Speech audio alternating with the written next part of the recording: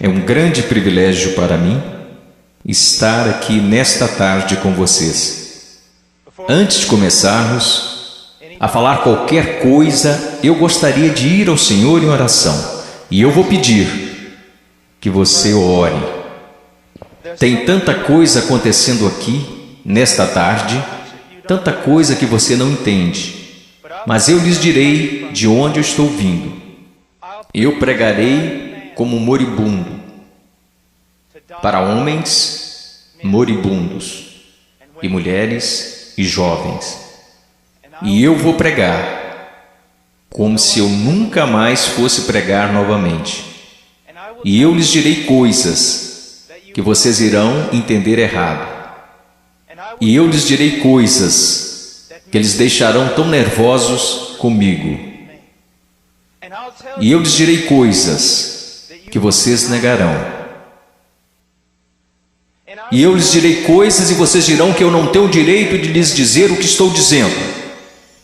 Mas antes de você chegar a qualquer conclusão sobre o que está sendo dito aqui nesta tarde, faça a si mesmo uma pergunta. Veja, pregar é uma coisa muito perigosa. É perigoso para mim, pois a Bíblia diz que sobre falsos mestres virá grande condenação. Se o que eu lhes disser hoje não for verdade, eu estou encrencado e por isso tenho que fazê-lo com temor e tremor, porque eu estarei condenado diante de Deus. Mas se o que eu disser para vocês hoje for verdade, então são vocês que têm motivo para temer e tremer. Porque se eu interpretar corretamente esta passagem das Escrituras que eu lhes darei, será como se Deus estivesse falando através de um homem. E seu problema não será comigo, será com Deus e sua palavra. Então a única questão a ser decidida aqui, nesta tarde, é esta: é este homem à nossa frente um falso profeta? Ou será que ele está nos falando a verdade? E se ele estiver nos falando a verdade, então nada mais importa, exceto conformar nossas vidas a esta verdade. Vamos ao Senhor em oração.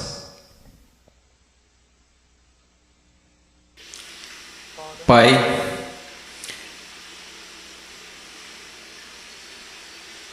Pai, eu sou tão pequeno,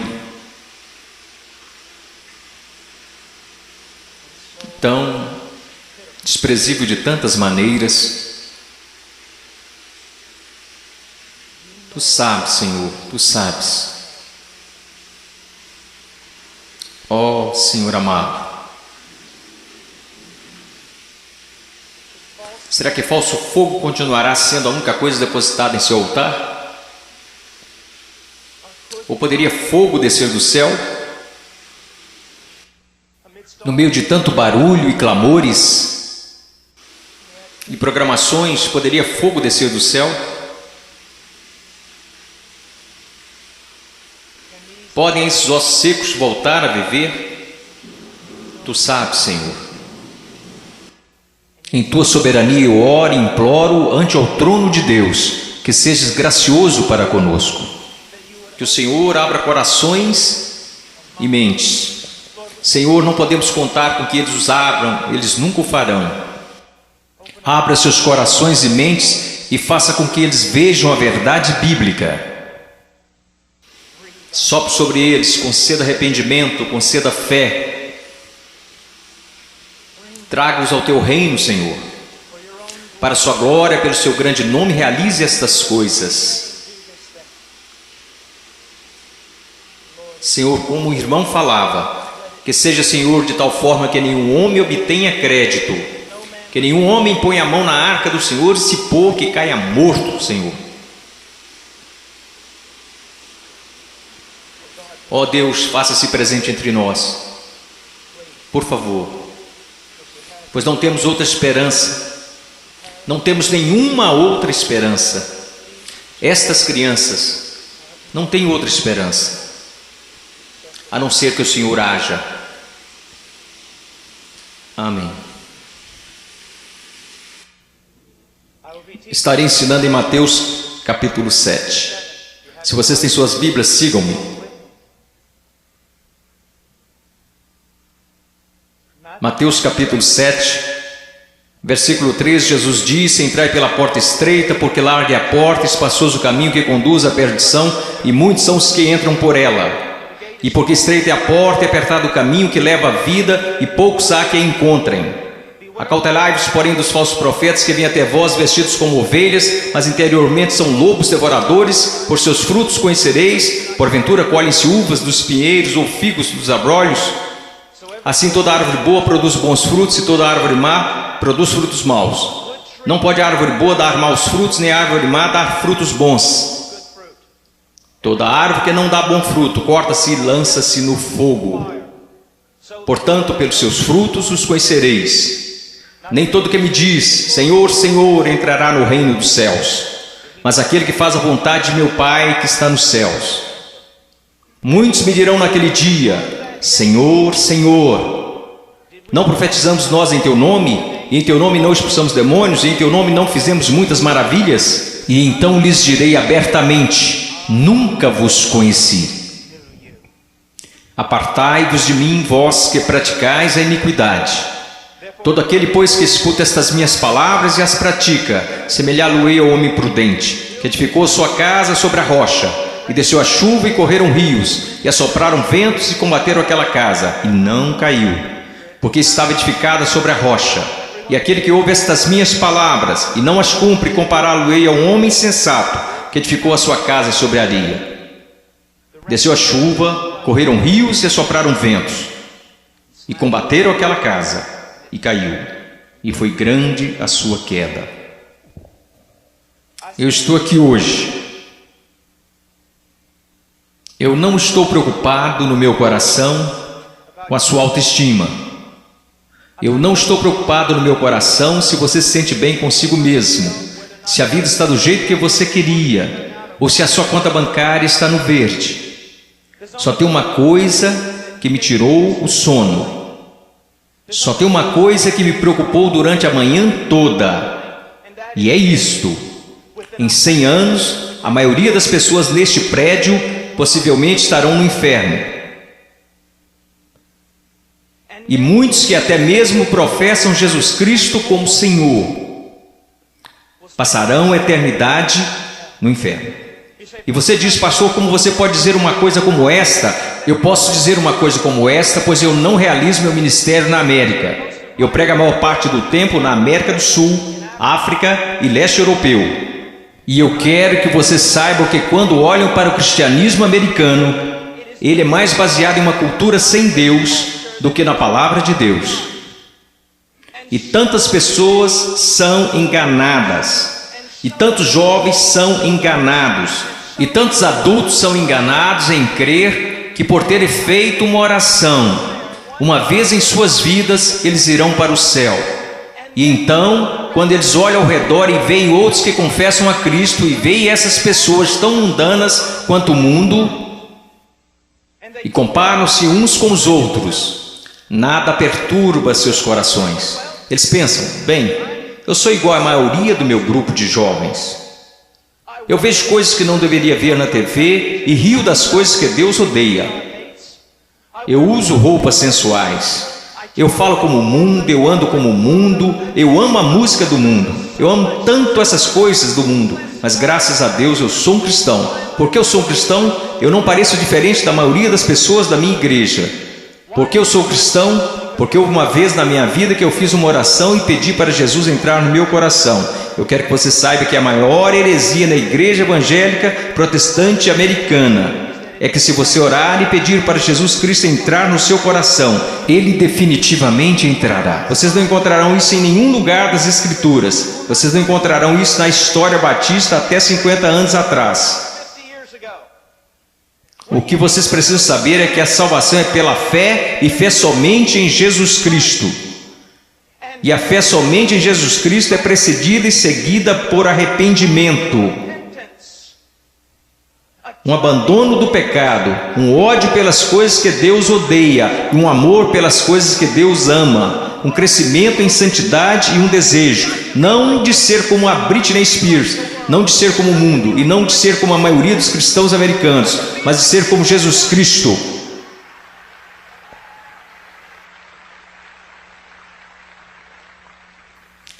Eu não sei porque vocês estão aplaudindo, eu estou falando de você. Eu não vim aqui para ouvir améns, eu não vim aqui para receber aplausos, eu estou falando de você. Muitas vezes as pessoas vêm a mim e dizem: eu adoraria segui-lo até a Romênia, adoraria segui-lo à Ucrânia, eu adoraria pregar onde você prega e onde plantou igreja no Peru, na floresta. E eu digo: não, você não iria. Eles dizem: sim, eu iria. E eu digo: não, você não iria, porque você seria expulso da igreja de lá. O que precisamos ver? Eu não estou querendo ser duro apenas para ser duro. Vocês têm noção de quanto amor é necessário para ficar na frente de 5.000 pessoas e dizer que o cristianismo americano é quase completamente errado? Você sabe o que vai me custar nunca mais ser chamado para algo assim? Ser impopular? Você sabe por que você faz isso? Você não faz porque você vai ser bem pago. Você não faz isso porque os homens te amam. Você faz isso porque você ama os homens e, acima de tudo, você quer honrar a Deus. Eu quero lhe dizer uma coisa. Nós vamos olhar para as Escrituras e eu quero que você olhe para ela como ela realmente é. Pare de se comparar com outros que dizem que são cristãos, que se comparam com outros que dizem que são cristãos. Compare a si mesmo com as Escrituras. Quando alguém, um jovem, vem a um pastor ou pastor de jovens e diz: eu não tenho certeza se sou salvo. O pastor de jovens geralmente vai lançar um clichê. Alguma vez em sua vida você orou e pediu para Jesus entrar em seu coração? Bom, sim.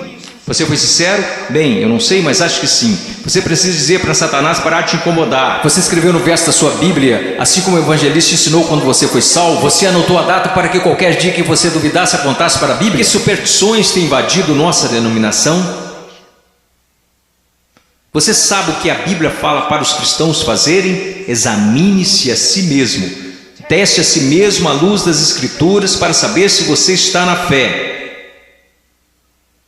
Teste a si mesmo para saber se você é um cristão. Você consegue ver que se o Senhor liberasse todos aqui e mandasse vocês baterem em cada porta dessa cidade, você sabe o que descobriríamos? 99% das pessoas, pelo menos nessa cidade, acredita que são cristãos.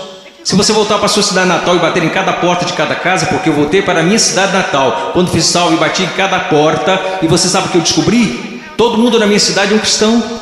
85% deles não vão à igreja, e aqueles que vão à igreja não estão preocupados com santidade. Eles não estão preocupados em servir, não estão preocupados em ser separados do mundo, não estão preocupados se o evangelho será pregado entre as nações. Mas graças a Deus eles são salvos. Por que eles são salvos? Porque algum evangelista que deveria ter passado mais tempo estudando sua Bíblia do que pregando, disse a eles que eles eram salvos.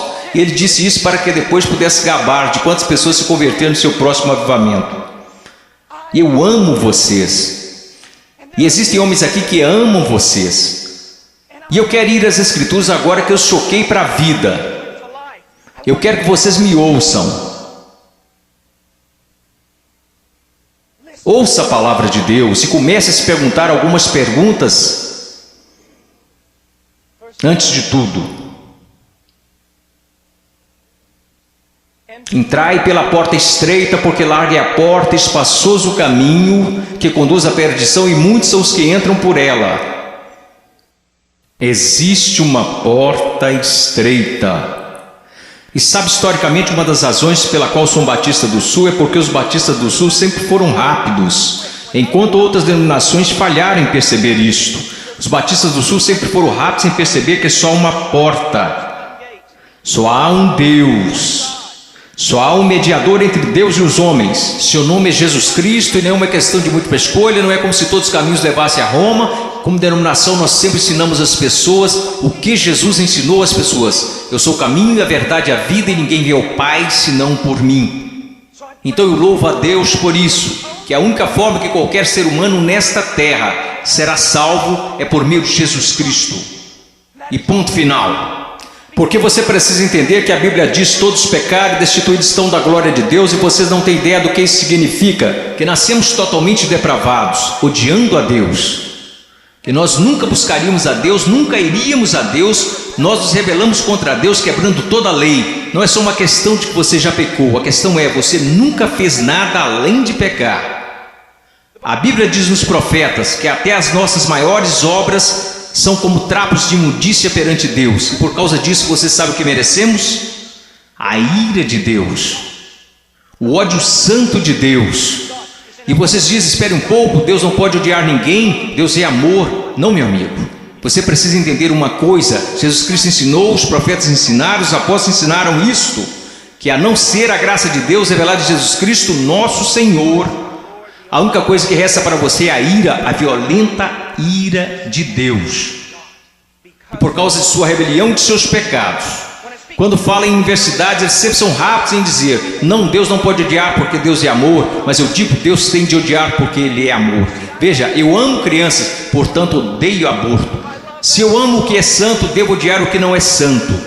Deus é um Deus santo, e isso é algo que os americanos esqueceram.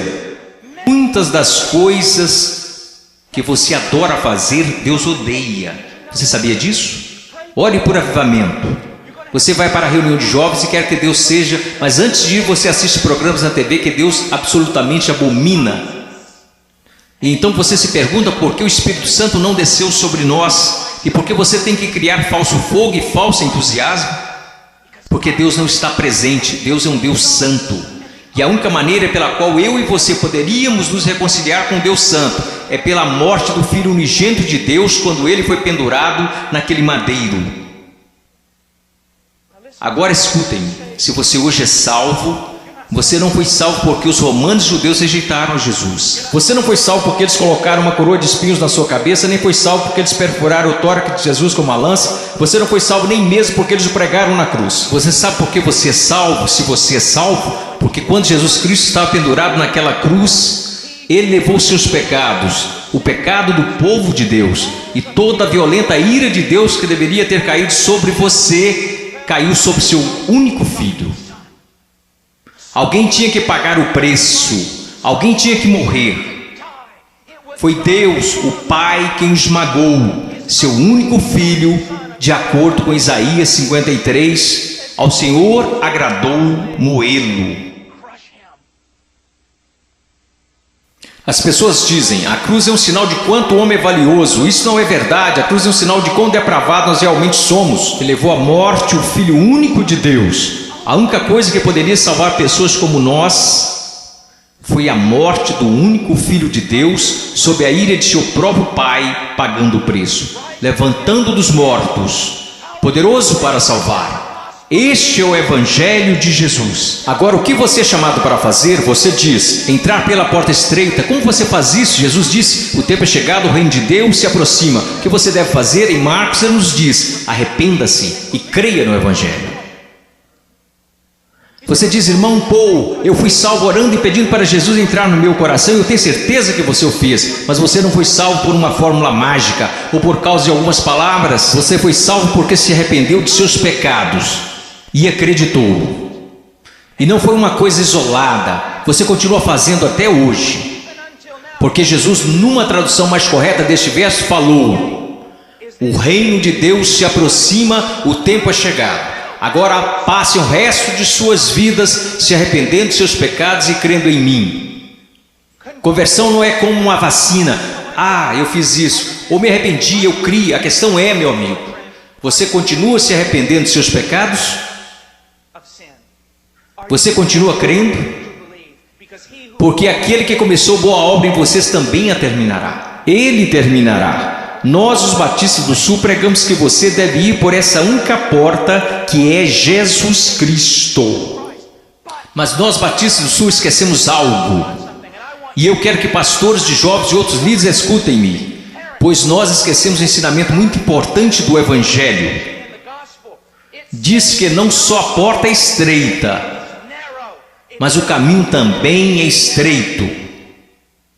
O que basicamente fazemos é conduzir uma pessoa a Cristo ou conduzimos alguém a uma oração. E aí essa pessoa passa o resto da vida vivendo igual o mundo. Se você quiser negar isso, eu posso trazer as estatísticas para te provar. Várias pesquisas, censos, qualquer tipo de pesquisa que você pensar. Quando elas questionam a moralidade da igreja nos Estados Unidos da América, em comparação com a moralidade daqueles que se consideram perdidos, as pesquisas não acham diferenças. Veja, esses são apenas dados, não tem nada a ver com interpretação religiosa, são estatísticas. Livros e mais livros têm sido escritos incessantemente por teólogos, filósofos, sociólogos e afins. O que está acontecendo na igreja? Descobrimos que o aborto na igreja é tão prevalente quanto no mundo. o divórcio é tão prevalente, a imoralidade. Você sabe, assim como eu, que há jovens aqui neste momento que estão praticando imoralidade e ainda assim adorando a Deus como se nada estivesse acontecendo. Você sabe que há jovens aqui que estão usando drogas e indo para a reunião de jovens da igreja. Você sabe, vendo e fazendo coisas que não são apropriadas para cristãos, e ainda assim eles vão para a reunião de jovens, convencidos que estão satisfeitos, convencidos que estão salvos, e ninguém está falando nada a não ser isto. Eles são cristãos carnais, eles são cristãos de verdade, só são carnais. Esta é uma doutrina que começou num seminário batista, que não era um seminário dos batistas do sul, muitas décadas atrás. Essa doutrina não é bíblica e não é histórica. Meu caro amigo, ser cristão carnal não existe. Você diz, espere um pouco, irmão, 1 Coríntios capítulo 3, não sois porventura carnais? Paulo disse isso? Não, isso foi o que Paulo disse. Você precisa ler o livro todo para saber o que ele queria dizer. Um dos nossos problemas, juventude, escutem-me, a maior parte do nosso cristianismo é baseado em clichês que lemos nas camisetas cristãs. A maior parte do nosso cristianismo vem de músicos e não da Bíblia. A maior parte das coisas que a gente acredita ser verdade é ditado pela nossa cultura e não pela Bíblia. A Bíblia não ensina que uma pessoa pode ser um cristão genuíno e viver em constante carnalidade, perversidade, pecaminosidade todos os dias de sua vida. Mas a Bíblia ensina que o cristão genuíno recebeu uma nova natureza. O cristão verdadeiro tem um pai que o ama, que o disciplina, cuida dele e que se importa com ele. Meu coração está quebrantado porque você sabe tanto quanto eu, jovens. Não sejamos hipócritas, não vamos esconder a verdade. Há muita gente assim, você os conhece, você pode ser um deles, ou ao menos sabe que tem um no seu grupo de jovens. Eles vão às reuniões, eles fazem todas as coisas, mas em seus corações eles são tão depravados quanto se pode ser. Não há diferença, não há luz. Tudo que o mundo faz, eles também fazem, está tudo bem assim. Meu amigo, isso não é cristianismo. Não estão correndo o perigo de perder o galardão, eles estão correndo o perigo de ir para o inferno. Eles não conhecem a Deus. O que nós ensinamos? Quando foi a última vez que você ouviu alguém falar que não existe apenas uma porta estreita, mas também um caminho estreito?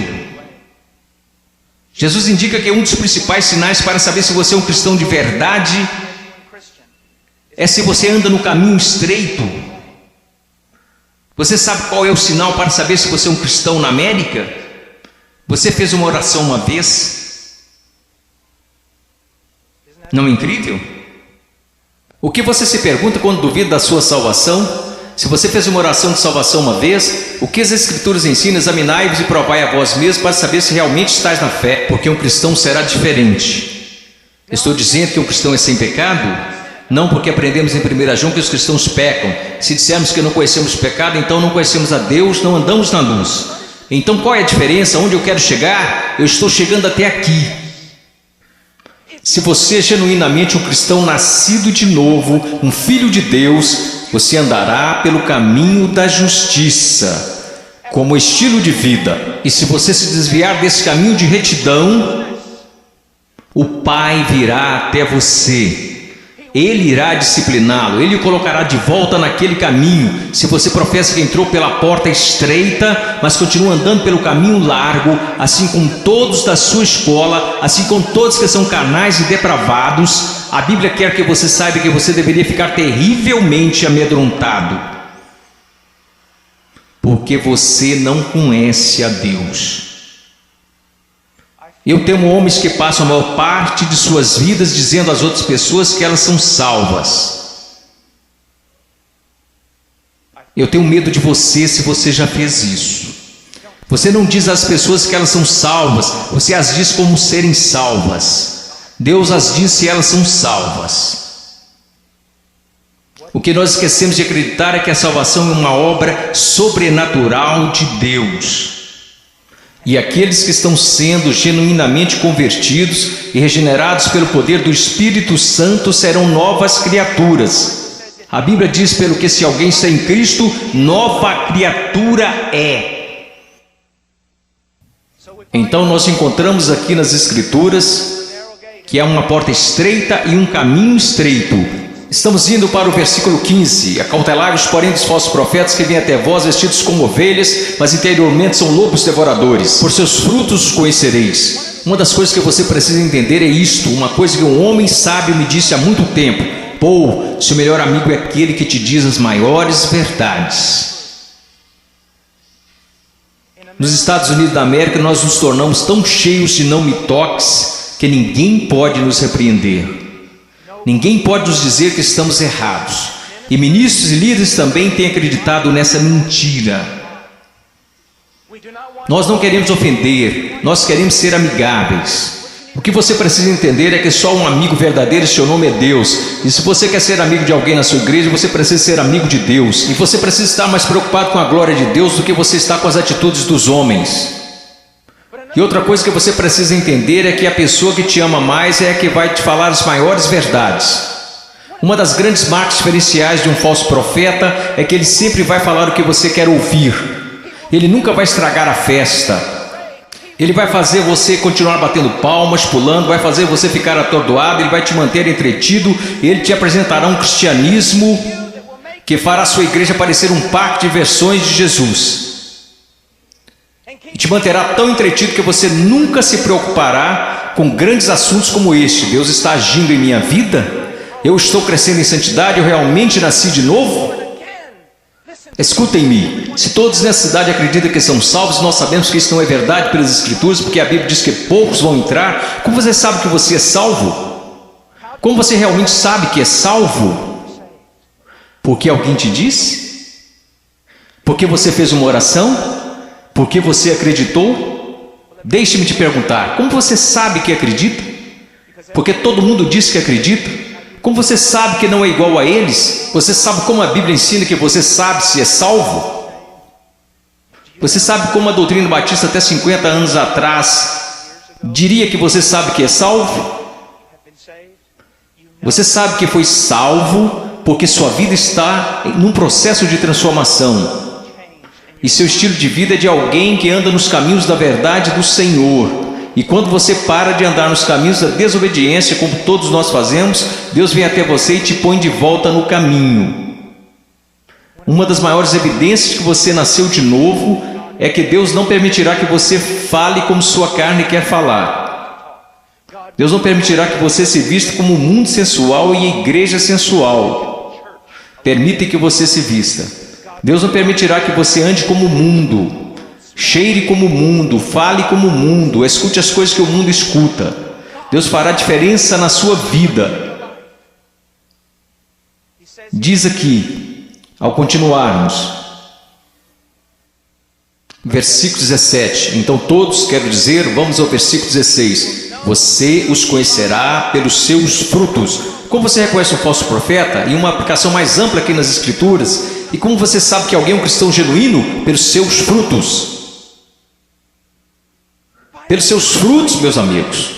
Veja a sua vida, veja o jeito que você anda, veja o jeito que você fala, veja para as paixões do seu coração. Por acaso Jesus está aí em algum lugar, ou ele é só um acessório que você acrescenta em sua vida? Ou é só uma coisa que você faz nas quartas e domingos? Ele é só alguém que você aceita apenas intelectualmente, mas não de coração? Ele é um acessório, ou ele é o centro da sua vida? E qual é o fruto que você está produzindo? Você parece com o mundo, age como o mundo? Você experimenta as mesmas alegrias que o mundo experimenta? Você consegue amar o pecado e gostar de cometê-lo?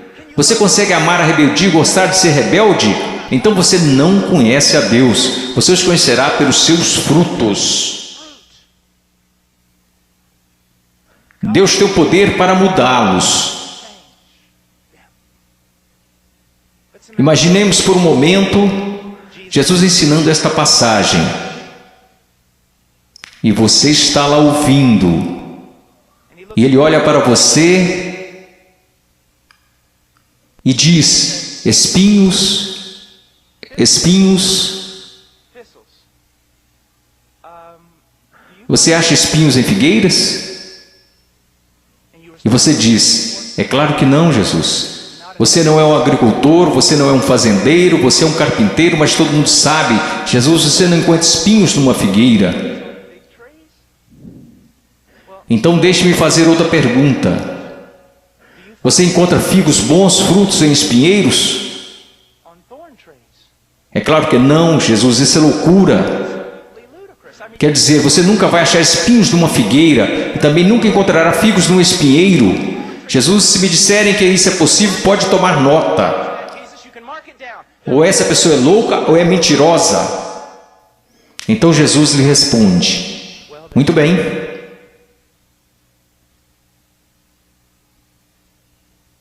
Aqueles que se dizem meus discípulos, mas dão maus frutos, não seria o mesmo que dizer que ou eles estão mentindo, ou que estão loucos em fazer tal afirmação?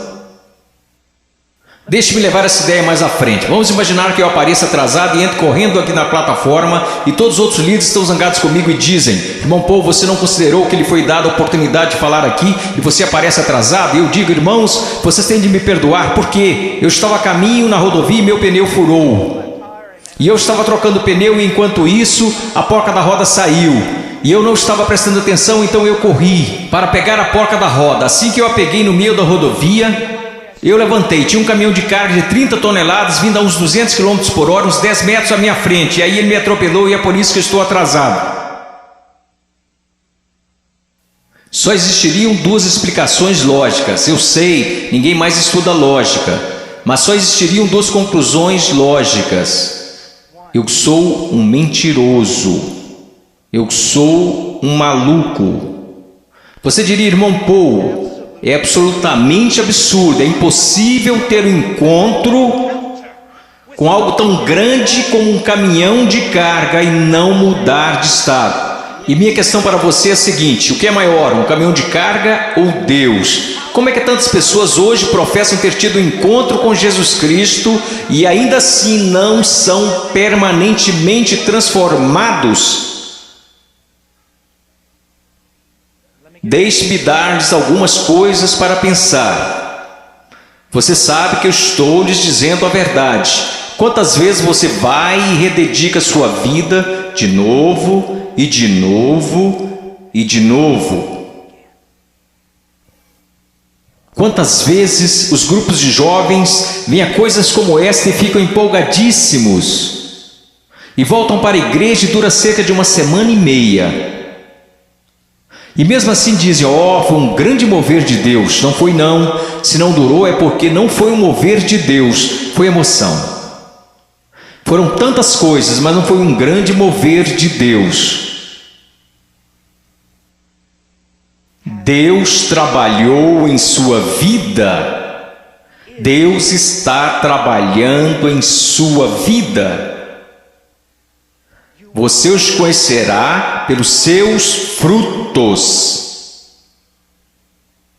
Você os conhecerá pelos seus frutos. Prosseguindo. Versículo 19. Toda árvore que não dá bom fruto, corta-se e lança-se no fogo. Portanto, pelos seus frutos conhecereis. Escute isso, você precisa entender algo acerca da literatura hebraica. Quando queremos enfatizar algo, sabe o que fazemos? Aumentamos o tom de nossa voz. Se estamos escrevendo, colocamos em negrito ou em maiúsculo. Mas para o judeu era diferente. Quando ele quer enfatizar algo, ele repete e repete. Por isso que encontramos paralelismo hebraico no livro de Provérbios: o ímpio viverá na terra, o ímpio será destruído. Ele está dizendo a mesma coisa, só que de um jeito diferente, para dar mais ênfase. É isso que Jesus está fazendo o tempo todo aqui. Pelos seus frutos conhecereis, pelos seus frutos conhecereis. Vocês os conhecerão pelo caminho que eles andam, pelos seus frutos conhecereis. Pelos seus frutos os conhecereis. Ele diz: toda árvore que não dá bom fruto, corta-se e lança-se no fogo. Sobre o que ele está falando, meu caro amigo? Ele está falando sobre o juízo do Deus Todo-Poderoso, que um dia cairá sobre o mundo, que um dia possivelmente poderá cair sobre você. Oh, meu caro amigo, eu não consigo olhar o seu coração. Eu sou tão facilmente enganado pelo meu próprio coração. Mas há um que não é enganado. Há um que não é enganado. Ele não é enganado por uma cultura cristã pós-moderna. Ele sabe. Pelos seus frutos os conhecereis. Então ele continua. E ele diz isto: Versículo 21, nem todo que me diz Senhor, Senhor entrará no reino dos céus, mas aquele que faz a vontade de meu Pai que está nos céus. Você sabe o que a sua profissão de fé em Jesus vale? Absolutamente nada. Sim, você leu esta passagem? Estude-a. Nem todo que me diz Senhor, Senhor, nem todos que professam Senhor, Senhor, entrará no reino dos céus. Muitas pessoas dirão Senhor, Senhor, mas não entrarão no reino dos céus. Meus filhinhos, você é um deles?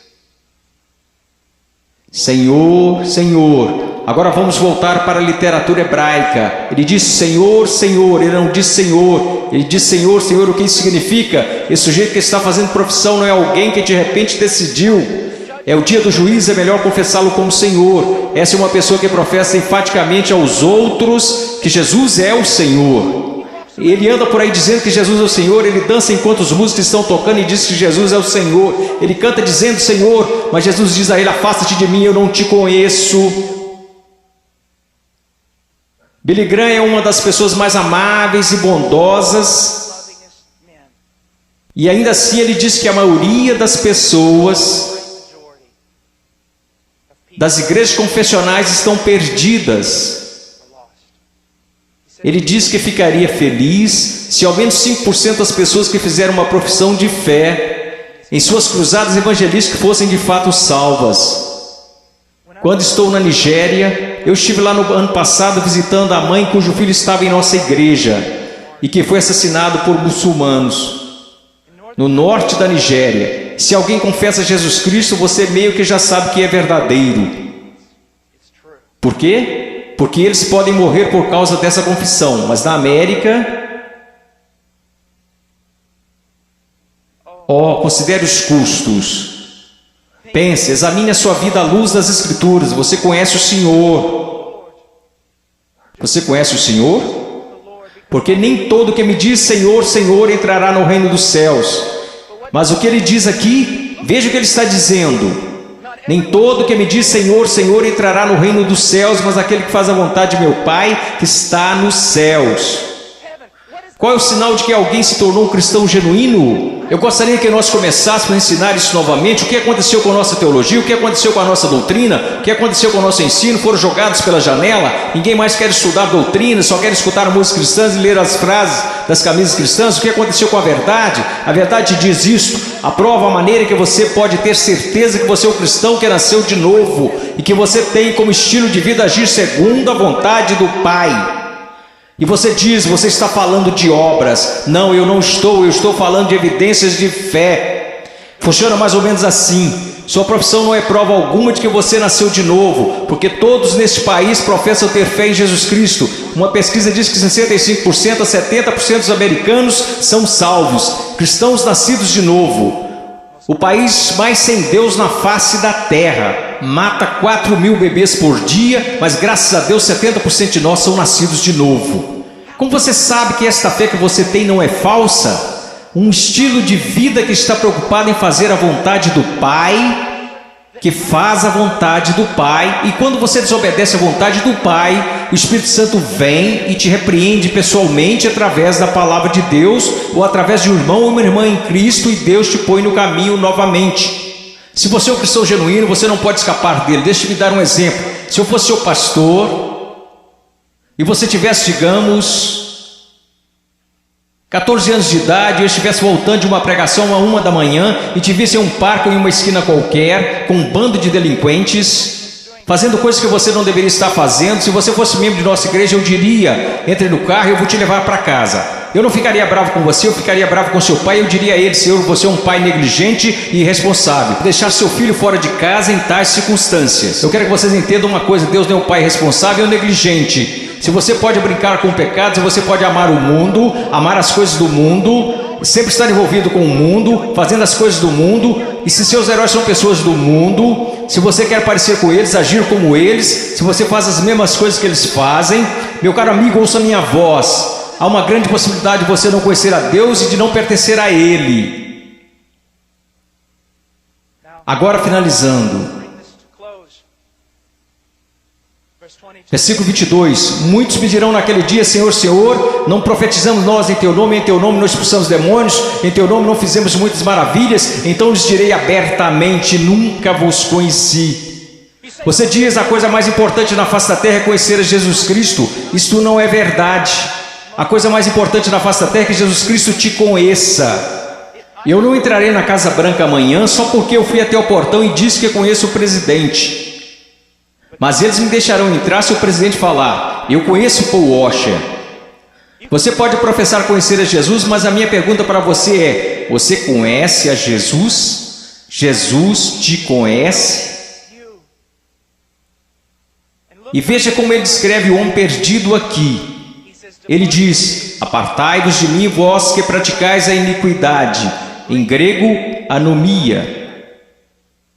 Uma partícula negativa, a, não, sem. A palavra nomos, lei, não lei, sem lei. E é isso que significa. Deixe-me dar-lhe uma tradução mais precisa. Apartai-vos de mim, ouçam-me. Se eu pudesse sair daqui e te abraçar falando isso, eu faria. Ouçam-me. Ele diz: apartai-vos de mim, vocês que dizem ser meus discípulos, que me confessam como Senhor, porém vivem como se eu nunca tivesse lhes dado uma lei para obedecerem. Eu acabo de descrever a grande maioria dos cristãos da América.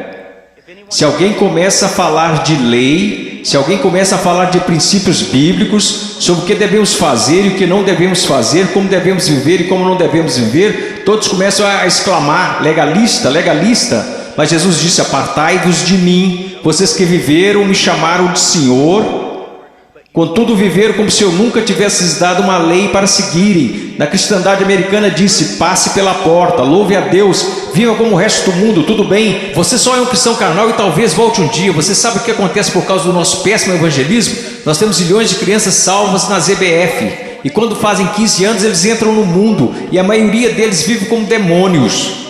E quando estão por volta de 30 anos, eles voltam e rededicam suas vidas. Talvez eles tenham acabado de ser salvos. Porque, amigos, é mais do que você contar a alguém que você é salvo.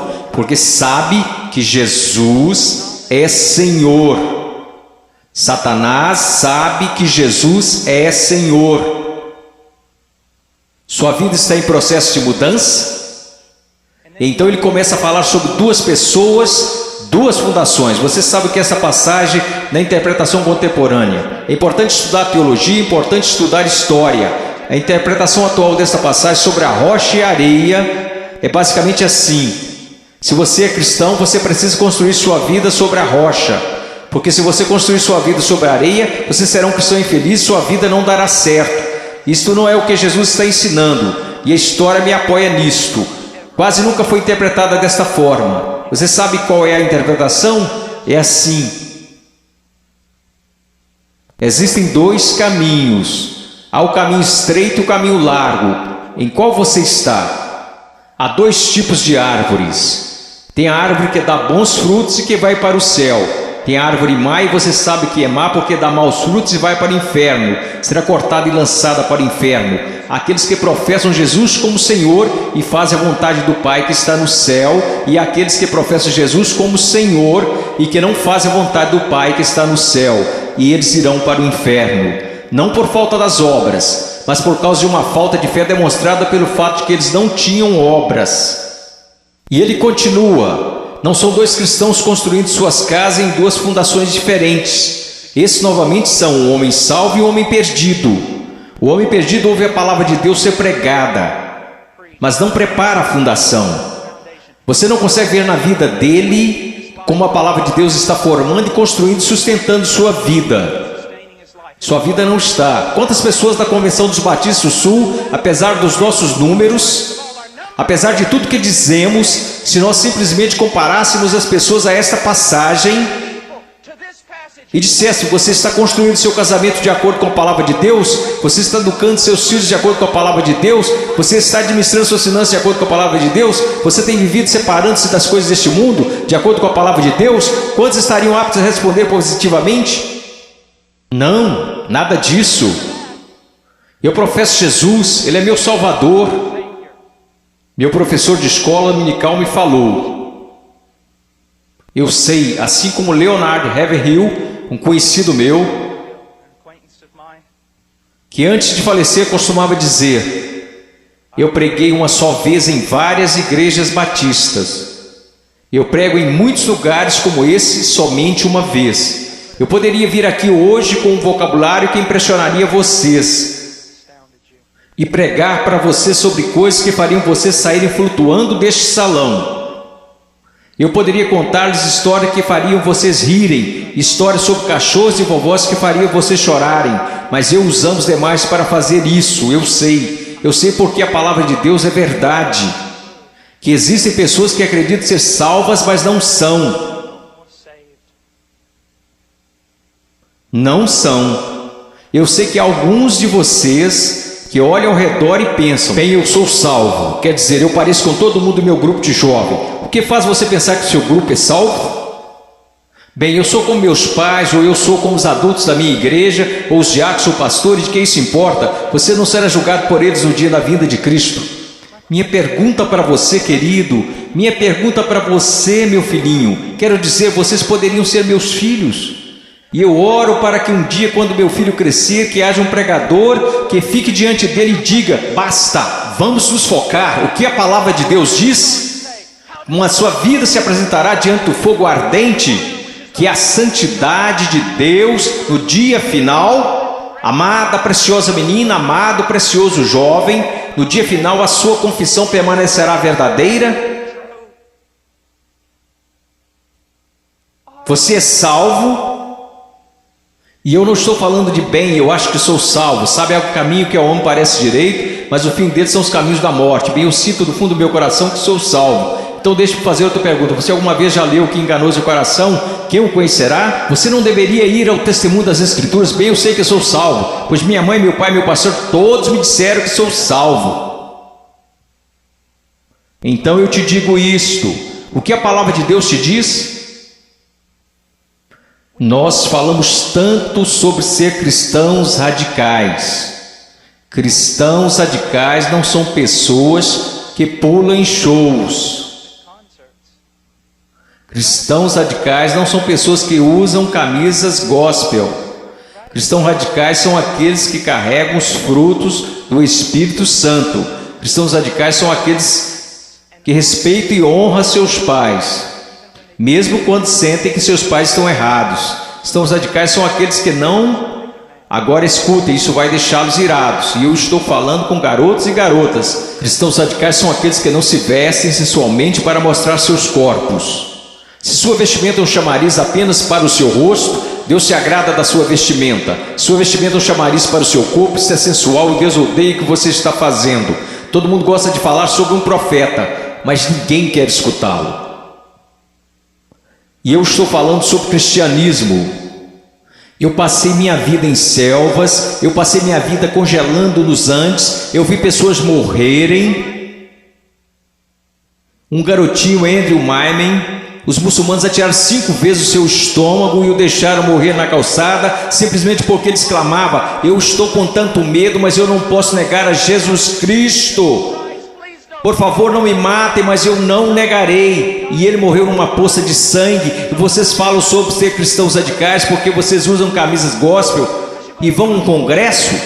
Eu estou falando sobre santidade, eu estou falando sobre ser cheio de Deus. Você sabe o que seria mover de Deus neste local? Se todos vocês caíssem sob convicção de pecado, se eu mesmo caísse sob convicção pelo Espírito Santo e nos prostrássemos e chorássemos, pois assistimos coisas que Deus odeia. Pois usamos coisas que Deus odeia, pois nós agimos como o mundo, parecemos como o mundo, cheiramos como o mundo, fazemos as mesmas coisas que o mundo e não sabemos que fazemos essas coisas porque não conhecemos a palavra de Deus. Porque mesmo que falemos como uma denominação, que a Escritura é a infalível palavra de Deus, só que ganhamos basicamente um monte de ilustrações, histórias e novelinhas. Oh, que Deus brilhe neste lugar. Que viremos nossas costas para o pecado, que renunciemos às coisas que desagradam a Deus, e então que corramos para Ele, alegremos-nos nele e o amemos. Que Deus levante missionários. Eu não desejo a vocês o mesmo que seus pais. Eles querem segurança e boas casas para vocês. Eles querem que vocês tenham carros e respeito. Eu quero para vocês as mesmas coisas que quero para o meu filho, que um dia ele pegue uma bandeira, a bandeira de Jesus Cristo, e coloque-a num monte onde ninguém esteve antes, e que eles clame: Jesus Cristo é Senhor, mesmo que isso custe a sua vida. Se quando ele tiver 18 anos me disser as mesmas coisas que eu disse quando era jovem, eu vou para os montes, eu vou para a selva, e as pessoas disseram: você não pode ir, você está maluco, é uma guerra lá, você vai morrer. Eu vou. Quando aquele rapaz colocar sua mochila nas costas, eu vou orar por ele e dizer: vá, vá, Deus seja contigo, e se você morrer, meu filho, eu te vejo do outro lado e honrarei sua morte. Oh Deus, vamos orar, vamos orar. Oh Deus, eu não me importo com reputação, eu não me importo com o que os homens pensam. Eu quero que o Senhor seja honrado, eu quero que esses jovens sejam salvos. Eu quero que os salvos parem de olhar para um cristianismo cultural, que o Senhor odeia e que cuspirá fora de sua boca, e que eles olhem para a sua palavra e digam: eu seguirei a Jesus. Deus, eu oro pelos ministérios de jovens e pastores, e oro para que o Senhor os encha com espírito de sabedoria, amor e coragem e discernimento, e querido Deus, custe o que custar, eu oro para que o Senhor levante missionários. Ao olhar para esses garotos, eu não posso evitar de pensar no meu filhinho. Oh Deus, que o Senhor salve o Ian, e que eu levante e o mande para a pior parte da batalha. Oh, querido Deus, levante missionários aqui, levante missionários, levante pregadores e pastores e embaixadores e evangelistas, que conheçam a palavra de Deus. Oh Deus, trabalhe neste lugar, por favor, trabalhe neste lugar, amado Deus, por favor, por favor, por favor, por favor. Agora, com todas as cabeças baixas, alguém aqui hoje à noite que gostaria de dizer: irmão Paul, eu tenho vivido uma mentira. Eu digo que sou cristão, mas eu amo o mundo, eu pareço com o mundo, e cheiro como o mundo, e eu me odeio por conta disso. Irmão Paul, eu estou tão cansado desse cristianismo que tenho vivido, eu estou cansado disto. Eu estou cansado disto. Eu quero ser salvo. Eu quero ser salvo. Eu só quero que levantem. Irmão Paul, eu quero ser salvo. Amém. Alguém mais? Eu quero ser salvo. Amém. Amém. Em momentos teremos um apelo, e vocês que levantaram, eu vou descer aqui e quero que vocês se encontrem comigo. Eu quero falar com vocês agora. Vocês podem se sentar. Obrigado. Agora quero conversar com vocês que professam ser cristãos.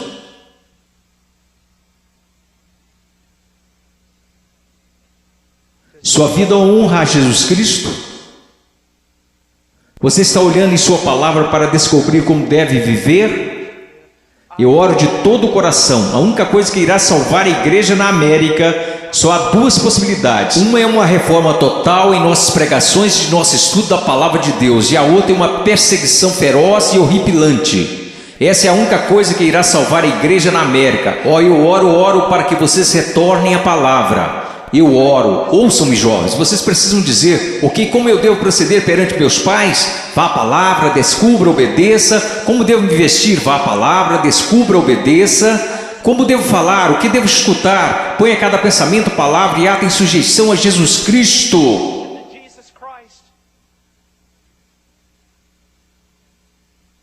Eu não vou pedir para que você levante.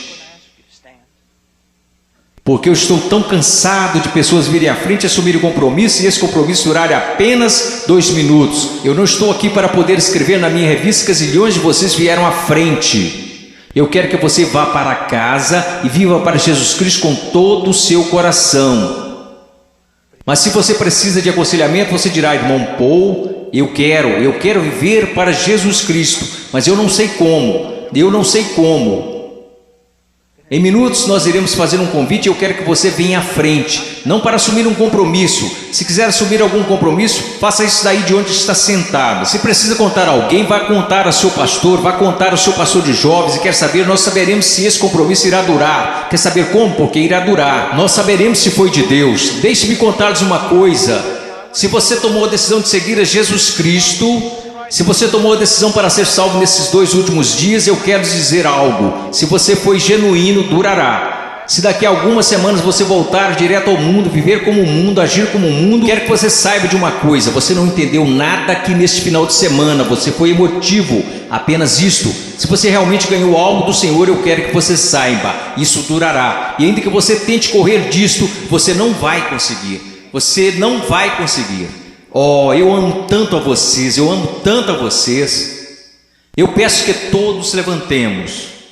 Se você precisa de aconselhamento acerca de uma decisão que fez, mas que não está clara, eu quero que você venha à frente e eu vou descer aqui. Vocês que levantaram, houve muitos de vocês aí que disseram: eu preciso conhecer a Jesus Cristo. Eu quero que você venha até aqui agora mesmo, eu quero te conhecer. Eu quero voltar aqui com você e os outros conselheiros. Quero conversar com você e eu quero te dizer uma coisa, não em 5 minutos, não em 10 minutos. Se você precisar conversar a noite toda, nós ficaremos. Essa é a atitude de cada conselheiro neste lugar. Nós ficaremos a noite inteira se necessário, a noite toda. Deus te ama, Deus te ama. Deixe-me orar por você. Querido Deus, por favor, Senhor, ouve aqui. Senhor, tanta movimentação. Ontem à noite, Senhor, eu não sei o quanto de tudo isso foi real, e eu sei que vi pessoas chorando na noite passada. Eu vi pessoas tentando assumir compromissos, e eu acredito que uma parte do que aconteceu aqui a noite passada foi por sua causa. Hoje de manhã eu vi um jovem pregar, Pai, dar seu testemunho, e eu vi um trabalho genuíno do Espírito Santo. Eu não sei quantas dessas decisões foram verdadeiras, mas aconteceram algumas coisas reais aqui. Agora eu oro, Pai. Eu não sei o quanto será real, somente o tempo e a eternidade nos mostrarão. Mas, ó Deus querido, por favor, trabalhe em nome de Jesus. Amém.